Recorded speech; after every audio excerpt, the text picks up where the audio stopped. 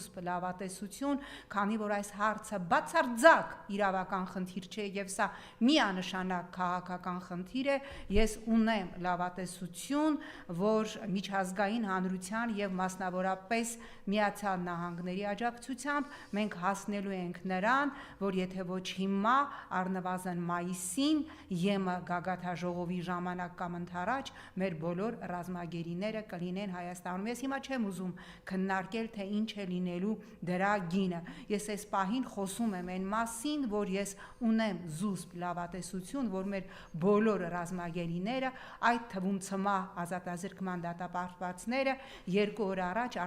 Ադրբեջանի ռազմական դատախազը պետական մեղադրողը ՑՄԱ ազատազրկում պահանջեց նաև Ռուբեն Վարդանյանի համար։ Վաղը Ռուբեն Վարդանյանի դատավարությունն է, որի ժամանակ Ռուբեն Վարդանյանը հանդես է գալու վերջին խոսքով